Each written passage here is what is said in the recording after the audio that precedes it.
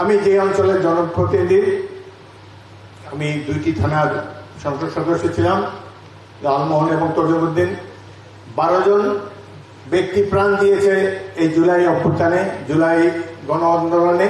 একজনও ছাত্র না। কৃষক, মুদি দোকানদার, তরকারিওয়ালা, ভ্যান গাড়ি চালক, রিক্সা চালক, এই অবাক হয়ে ভাবি এই 12 জন এরা কিভাবে জীবন দিল, এদের চেতনা কোত্থেকে এলো।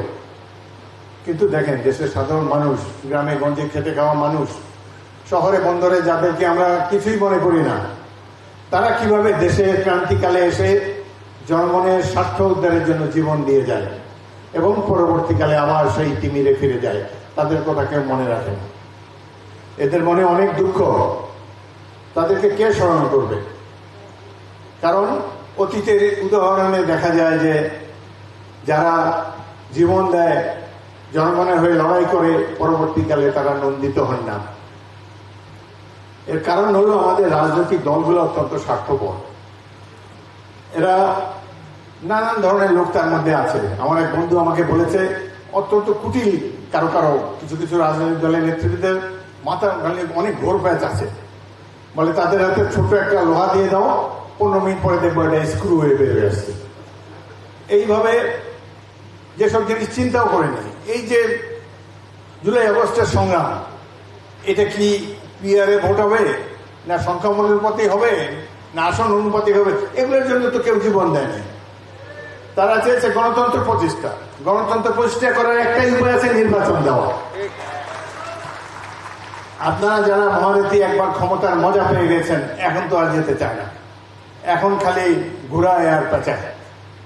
সংস্কার তো একটা দরকার, যে তত্ত্বাবধায়ক সরকারের অধীনে নির্বাচন হবে, দ্যাটস অল। আর কি, একটা নির্বাচন যাতে সুষ্ঠু হয়, এই সুষ্ঠু নির্বাচনের মাধ্যমে আমরা সুষ্ঠু গণতান্ত্রিক ব্যবস্থায় উত্তরণ ঘটানো সম্ভব। এটার জন্য চেষ্টা করেন। খামাখা নিত্য নতুন পরিকল্পনা দিয়ে আপনাদের এই আমেরিকা, লন্ডন, জার্মানি থেকে আমদানিকৃত বহির্বিশ্বের উদাহরণ আমাদেরকে শুনিয়ে লাভ কি? আমাদের সাধারণ মানুষ চায় যে তাদের নেতা হিসাবে তারা বেছে নেবেন এমন এক ব্যক্তিকে যাকে তারা চেনেন, যিনি অতীত দিনে তাদের সুখে দুঃখে পাশে ছিলেন, যার সম্পর্কে তাদের অভিজ্ঞতা আছে যে দুর্দিনে তাকে পাশে পাবেন। কিন্তু অজানা অচেনা একটা মার্কায় ভোট দিয়ে আমরা কিভাবে সেটা অর্জন করব? দেখা যাবে ভোলায় যে সংসদ সদস্য, তার বাড়ি হলো কুড়িগ্রামে, ময়মনসিংহে। কারণ এই যে যেটি তারা চাচ্ছে, সংস্কার প্রস্তাবে যে এতদিন মিটিং হচ্ছে, কি মিটিং হচ্ছে এগুলো? দেখা যায় যে 34টা দল একদিকে, আর দেশের সবচেয়ে জনপ্রিয় রাজনৈতিক দল বিএনপি একা দাঁড়িয়ে আছে। মনে হয় যেন 34 ভার্সেস 1। ভাই, বিএনপি সমর্থক সংখ্যা কত আর এই 34টার সদস্য সংখ্যা কত? একবার হিসাব নিলেই তো বের হয়ে যাবে।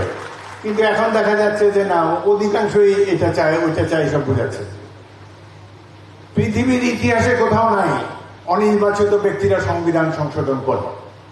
এখানে সেটাই প্রস্তাব দেওয়া হয়েছে। জনগণের সম্মতি ছাড়া, পার্লামেন্টের সম্মতি ছাড়া কিভাবে সংবিধান সংশোধন করতে চায়? যে সংবিধান আমরা রক্ত দিয়ে 72 সালে প্রতিষ্ঠা করেছি, সেটিকে তারা ছুঁড়ে ফেলে দিতে চায়।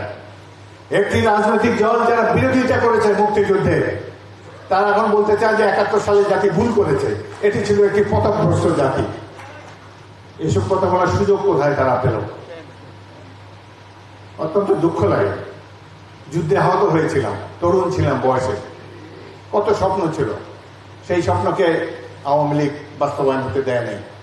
পরবর্তীকালেও সাধারণ মানুষের অধিকারকে বারবার দাবিয়ে রাখা হয়েছে, যার জন্য মাত্র 1 বছর আগে এই যে তাদের সন্তানেরা যে ত্যাগ তিতিক্ষা করলো, সেটির তো কোনো মূল্য নেই। এটা কৃতিত্ব অন্যরা হাইজ্যাক করার চেষ্টা করছে। আমি তো বললাম, আমার এলাকায় কারা জীবন দিয়েছে? ঢাকা বিশ্ববিদ্যালয়ে একজন ছাত্র শহীদ হয় নাই। কিন্তু দেখা গেল যে সাধারণ মানুষ কিছুই না। সাধারণ মানুষ যে ভোট দিতে পারে না এই 17 বছর, এটা কোনো বিবেচ্য বিষয় না।